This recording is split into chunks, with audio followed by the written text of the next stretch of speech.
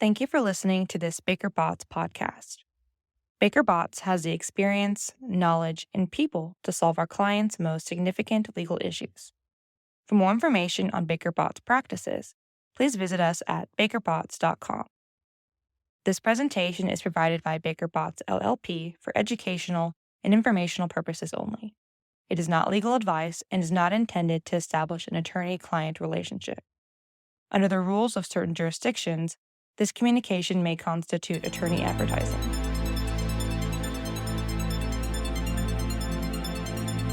Hello, everyone. It's Michael Loesch again. Excited to be back with you today for another episode of the Energy Enforcement Insider, the podcast that provides quick hits on the latest trends and developments in regulatory and compliance and enforcement matters impacting the energy industry.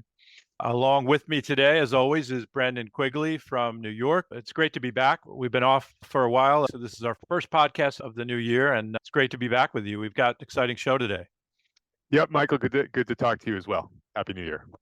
You bet. So we've got a guest today, David Applebaum, one of our new partners at Baker Botts. Do you want to introduce David? Sure. David is relatively new to Baker Botts, but he's no stranger to the issues that we've been covering on this podcast. He served as FERC's Director of Investigations, where he managed all aspects of that division, including decisions on opening, conducting, and resolving investigations, settlements, enforcement actions, trials, and electric reliability inquiries. He also led the division in coordination efforts with the CFTC on market manipulation and investigations. He's now been in private practice for about 8 years, and he just joined Baker Botts in February, so we're happy to have him. And in private practice, he's focused on energy industry enforcement, compliance, internal investigations, audits, litigation, regulatory and policy matters, and advises clients on proposed transactions to mitigate enforcement risk from the FERC, his old shop, from the Commodity Futures Trading Commission, from the NERC, and other enforcers. So really happy to have David. His experience, as I said, matches very nicely with the issues that we try to cover on this podcast. David, welcome to the firm and welcome to the podcast. Brendan and Michael, thank you very much. I'm thrilled to be at the firm, and it's fun to join this podcast, and I'm looking forward to working with all of you and everybody else in Baker Botts into the upcoming discussion. So thanks a lot. You bet, David. And I think hopefully we'll end up being a frequent guest with us as we move forward. But today we're going to cover two topics. First, we're going to hear from David a bit about what's going on in the world of FERC and FERC enforcement. And at the end, we're going to just touch on the SEC's recently enacted climate risk disclosure rules and what that means for companies going forward with respect to their compliance efforts. Brendan, you want to kick it off with David? Sure. David, I covered at a high level kind of your background and expertise. But what else should people know about your experience? Yeah, Brendan, you covered it well. You hit the high point. So I can be brief on this one, but I would say, look, FERC has a bunch of different touch points with regulated market participants. It can include audits, it can include surveillance calls. There's lots of touch points between the RTOs and their market monitors and market participants. But the most important one, the one with the biggest risk, the one that can be also the most disruptive, are the investigations. FERC is known for very lengthy and detailed investigations with a ton of discovery and lots of depositions, which they call testimony. And needless to say, it's important to get those investigations run well. You can do that effectively or ineffectively, and we strive to do it very effectively. And I've had a lot of experience over the years in handling that. And I will just say one thing that I'm thrilled about in coming to Baker Botts is that when I think about investigations, I like to have the widest range of subject matter experts. Obviously, I know FERC enforcement well, and I was the director there, but it is, depending on the case, very vital to have people who really understand the nitty-gritty of FERC regulations, really understand the industry. For me, it's the power industry and the natural gas industry. Even folks who may not be practicing in the FERC world just understand how the industry works, which can also be a very effective way of explaining market practices to the FERC staff. The litigation capabilities, the CFTC capabilities, the appellate litigators, all of those folks can be brought to bear in effectively dealing with an investigation. And I like to reach out to all of those folks when I'm doing this. I think it benefits clients. So that's the investigations is my core focus, and I'm glad to be here doing it. That's great. And just to level set a bit, because we have people with different levels of experience listening to this. How does FERC's, you mentioned, for example, natural gas, right? How does FERC's enforcement authority overlap or compare to the CFTCs? I know that's a little bit of a loaded question, but what can we say about that at a high level? Yeah, it's an interesting question. I'll be interested in Michael's views as well. I would say, David, the answer to that question sometimes is it depends who you ask. That is very true, particularly if you're asking someone who actually works at the CFTC or FERC. It's funny, it's probably don't have time to get into it, but there's been some back and forth between FERC and CFTC, which maybe has some different views about the nature and scope of their investigations. And jurisdictional authority. It probably settled out pretty well these days, although Michael's right, depends on who you ask. But for natural gas, commodities, energy trading, market manipulation cases, there's certainly a jurisdictional overlap. A lot of the cases involve FERC's focus on the physical natural gas markets, which is really their core focus under the Natural Gas Act. What's happening to physical market transactions and physical prices? But a lot of those physical trades are actually made on CFTC regulated exchanges.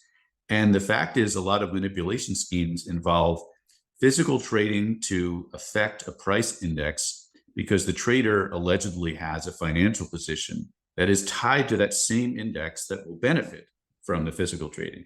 And the price index where the financial position is tied to is very often the CFTC regulated exchange. So you have these FERC fact patterns that involve FERC physical natural gas issues, CFTC regulated exchanges, and any manipulation scheme that covers something that's regulated by FERC and or the CFTC can have them both get involved.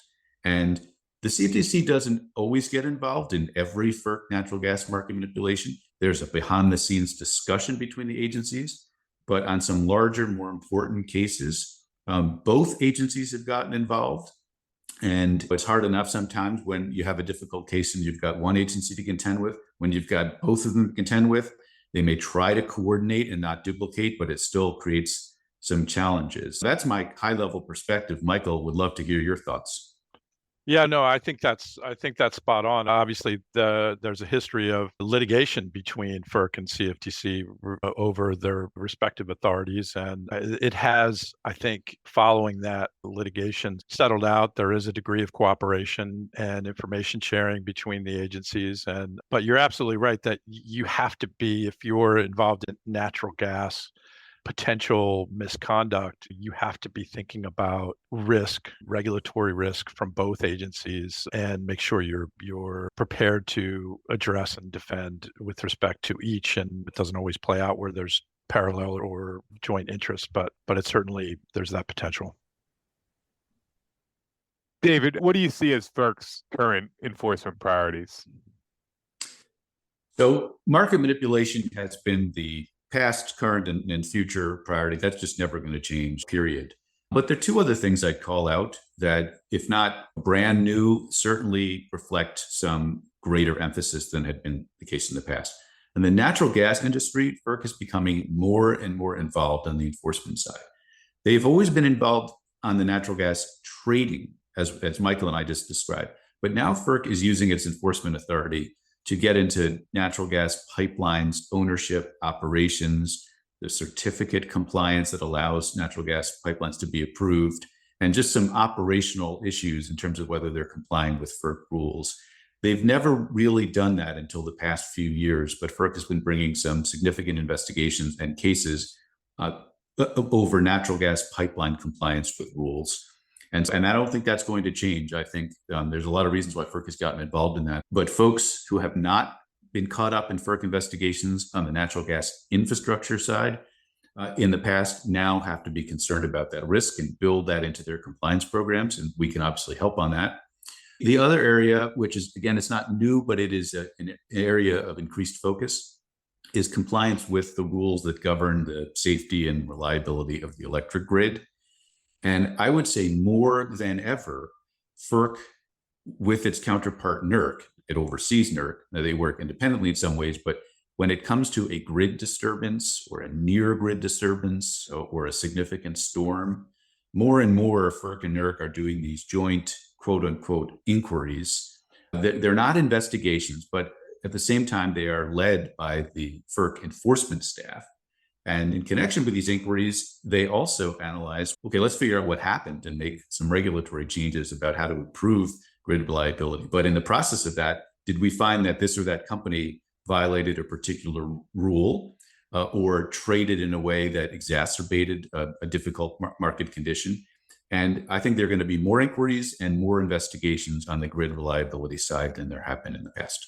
You recently, sure, I guess right around the time you joined the firm, you wrote a client alert for the Baker Bots website and went out to clients about how FERC adopted a policy statement allowing the Office of the Enforcement to authorize the staff, the FERC enforcement staff, to begin settlement negotiations.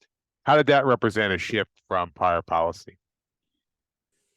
In the past, and really for the past 15 years, the policy has been that for FERC enforcement staff to really get down into the details of negotiating a settlement. And most cases are settled if they're not closed, though certainly some can go to trial. FERC staff would essentially brief other senior staff throughout the building, the General Counsel's office, the Office of Energy Market Regulation, could be some other offices depending on the nature of the case, and then also brief the chairman and commissioners and their staff on the nature of the legal and factual issues in the investigation, and they would get essentially settlement parameters from these other offices, and of course, most importantly, the commissioners, about what is a good range of potentially settling a matter and on what basis. And then enforcement staff would take that and go into negotiations with the subject and defendants. The defendants could always put a settlement offer on the table, but FERC staff wouldn't really negotiate until they got these parameters. And now this change is significant because FERC enforcement staff does not have to go to these other offices and does not have to go to the chairman and commissioners in order to start settlement negotiations. And just briefly, that can be a good thing, and it can also be something that people should be concerned about. It's a good thing for easier cases. If you've got a case where enforcement is not going away, and perhaps that at some level maybe you engage in some violations, but you have a kind of a meeting of the minds with enforcement staff about how the case should be settled and the penalty range. It's never as much. It's never as low as you would like, but in the ballpark. You can work out a settlement under this new policy probably more quickly and more efficiently without all this briefing. But in harder cases, I found over the years that these other offices and the chairman commissioners, sometimes they can be moderating and narrowing, have a narrowing effect upon the nature of the settlement. They rarely say, hey, FERC enforcement, we'd like you to make this a broader case. It's usually in the other direction. And now that moderating influence, at least at the time of settlement negotiations, is off the table. I think that is an area of concern for market participants. I take it we would expect there would be still some type of consultation with those other components once negotiations have begun, but once the train has left the station, it may be harder to rein enforcement back in. Is that kind of what you're getting at? Yeah, that's very well said. I agree with that completely. And look, at the end of the day, the commissioners and also the general counsel's office knows they have to approve the settlement at the end of the day. It doesn't go out unless the chairman and commissioners approve it. But look, anybody who's ever negotiated anything knows that when the parameters and the sort of opening offers are more reasonable, you can conclude that easier as opposed to just starting off from a position that seems way far apart. And so that's really the logistical and practical challenge that this new policy presents. Those of us who've done some SEC enforcement work are familiar with the kind of the pre-Wells process and the Wells process. Once the staff, towards the end of negotiations, or sometimes not towards the end of negotiations, sometimes out of the blue, when the staff is ready to make a recommendation, there'll be some typical advocacy piece before the staff goes to the commission. Is there anything like that, whether in kind of required under FERC policies or as a matter of FERC practice? Yes, there is. And one interesting thing is that the FERC investigation rules way back when were patterned on the SEC rules. They looked at the SEC rules and at some level cut and pasted them and then modified them a little bit. And so there is that Wells process at the end. But the big distinguishing factor is that FERC has built in to its process something called preliminary findings, where staff will put together often a very lengthy and detailed set of briefing. It could be a memo, it could be a slide deck, it could be a meeting. It depends on the case and the staff, where they say, hey, look, we've preliminarily found that you might have this violation. Tell us why we're wrong. And there can be a robust back and forth. And I often want to have a very robust back and forth. And this is before you get to something like Wells, where staff is saying, hey, look, we're going to recommend the case. This is a step before that. Sometimes it's a step before even settlement negotiations.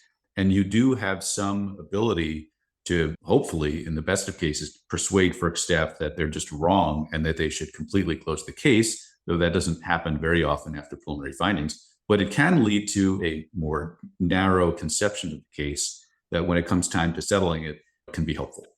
Anything else, David or Michael, that we should talk about regarding the current state of FERC enforcement here in first quarter 2024? Yeah, David, I'm just curious, what's on your mind as we've gone through the priorities, right? The stated priorities or the known priorities, but what's your sense of some of the biggest risk areas that, if you're a compliance officer for an energy company with FERC-related activity, FERC jurisdictional activity, that really should be an area of focus or attention?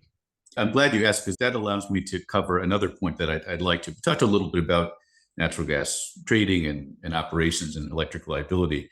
But what I've found is that there's been a significant focus, and I think a bipartisan agreement on this focus. So I don't think this is going to change depending on what happens with the agency in the future, on electric generation and their offers into power markets. And FERC has been very focused these past few years on whether generators are meeting their obligations. If they say they're going to produce this much energy, if they say they're going to comply with what are called the capacity markets that exist in certain RTOs, are they doing that? Are they promising more than they can give? Are they not showing up where they're supposed to show up?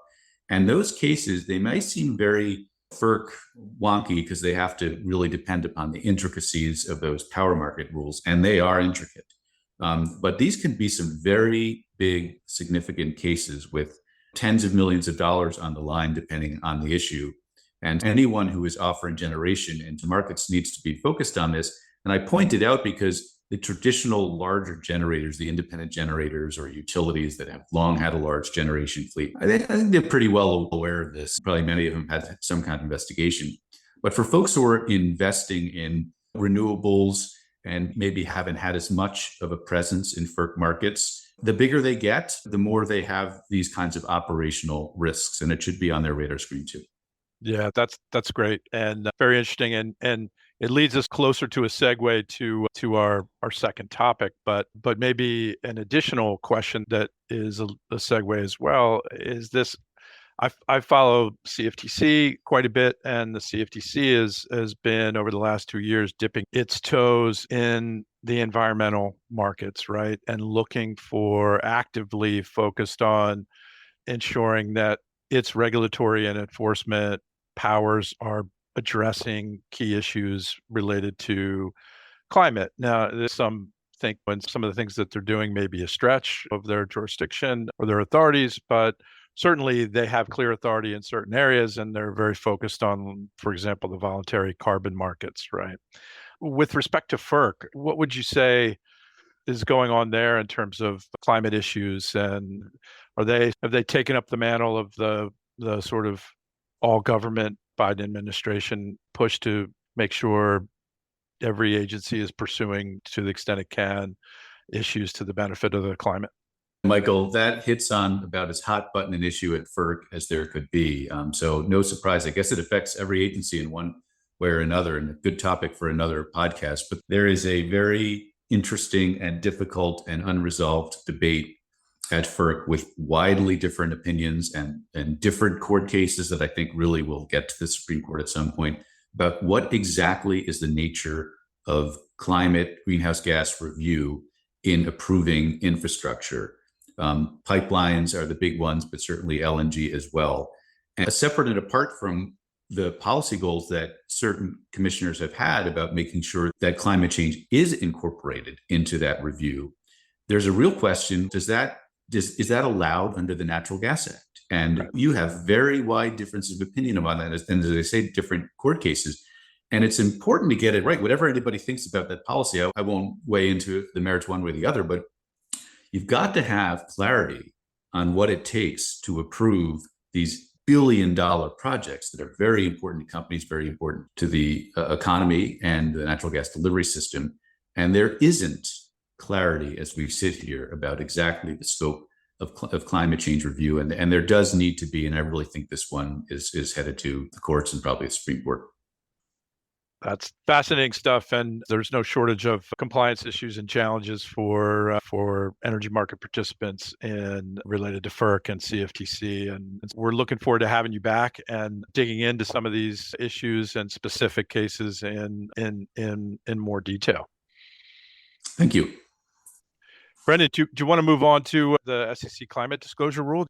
Just briefly touching on the issue of climate disclosures, climate-related risks. Just a couple of days before we recorded this, on Wednesday, March 6th, the SEC adopted a long-awaited set of rules, or long-anticipated set of rules, that require a range of public climate-related disclosures. There's a lot here, a lot for lawyers from all different practice areas, from disclosure lawyers, environmental lawyers, but focusing on what we like to deal with on this podcast, the world of litigation, enforcement litigation, and compliance. Michael, what should folks in the energy industry in a compliance seat be thinking about with respect to these new rules? Before we jump into that question, let me just give a shameless plug. We are at Baker Botts are focused on these issues in a significant way, and we have organized a sustainability disclosures group, which is a working group of a broad range of companies to focus on climate-related disclosure and reporting issues across U.S. jurisdictions, including the SEC, as well as jurisdictions outside the U.S. If anybody's interested in that, feel free to reach out to any of us, and we're happy to get you connected with the right people. It's really a valuable opportunity for companies to be involved in this process in a more dedicated way, because the risks, are significant. And first of all, I think it's worth talking about the timing elements, right? That the final rules, as typical, become effective 60 days after publication in the Federal Register. So that's when the rule becomes effective, but the compliance dates are phased for this, with a rollout of compliance over a number of years. The first disclosures are required of large accelerated filers for fiscal year 2025 in the Form 10K, and that's timing of that is due March 2026. So there's a compliance time period here. And there are other factors that may influence the nature and extent and timing of compliance efforts and litigation, right? I don't know if you want to talk about the litigation that was immediately filed. I think that either the day or right after the rule was filed, there's already been lawsuits by states' attorneys generals saying this is not within the SEC's purview to regulate this. Certainly, as most folks are aware, this is all done against the backdrop of the West Virginia v. EPA case from a year or so ago, when the Supreme Court cast somewhat aspersion on agencies' ability to regulate outside their core area of expertise. So we'll see some of those challenges. And then on the more, for lack of a better term, progressive side of the spectrum, we see folks saying that these rules don't go far enough. So we may see challenges to the rule itself. Obviously, that can block potential implementation of the rule, or at least delay it or make it more complicated. And then, assuming the rule does go into effect, it does, and this is beyond the scope of this podcast, but there will be likely both private securities litigation and SEC enforcement matters that rely on disclosures or the lack of such disclosures under this rule. Yeah. And over top all that is the upcoming presidential election and a potential change in administration, which could have an impact at the SEC and how this is all implemented going forward. But the bottom line is, there is a rule right now, and market participants need to take concrete steps to address it. First, I think you have to make sure that you have an internal effort to understand the broader requirements for climate risk disclosure and reporting. Make sure that those requirements are well understood, that the timing guidelines are understood, and there's a plan for compliance developed. There needs to be involvement of internal cross-functional teams to formulate and execute effective disclosures and to maintain accurate and defensible public statements, and to ensure that all aspects of a commercial enterprise are aware of the requirements to the extent that the actions of particular subgroup or commercial entity within the company can either impact the need for disclosures or the content of disclosures. So it really needs to be a concerted effort involving cross-functional teams. We've got to assess the status of current internal information and existing practices and do a gap analysis, understand where there are gaps. There are evolving regulatory disclosure requirements across a range of different jurisdictions, regional, state, and global. Understanding and coordinating the requirements across different jurisdictions and the information necessary to comply with those is really another critical part of this. And assessing really your internal climate related expertise at all levels, management level, board level, and really determine whether you've got the appropriate knowledge base to achieve and maintain compliance on an ongoing basis, and then work to cultivate that knowledge among your key internal stakeholders, and then just tracking the emerging developments as litigation moves forward and the implementation moves forward across companies and across other jurisdictions. You've got the disclosure requirements coming out of California that are also subject of litigation, but have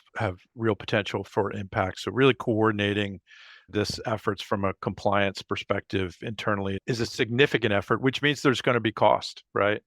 The obligations and demands of registrants are high based on this new SEC rule. Even to the extent it was pared back, the demands and costs are going to be significant, and there's going to need to be a real dedication of resources to ensure once the compliance dates do hit, you're ready for compliance and ready to maintain that compliance. There's a lot of work ahead.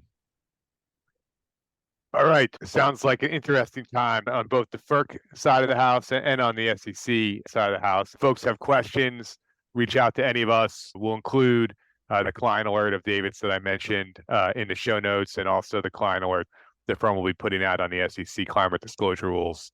And look forward to hopefully talking to folks again in about a month. Thanks, David. Thanks, everybody. Thanks, everyone. It was a pleasure. All right. We'll see you next time. Baker Botts, LLP provides podcasts for educational purposes only. They are not legal advice and are not intended to establish an attorney-client relationship. This communication may constitute attorney advertising.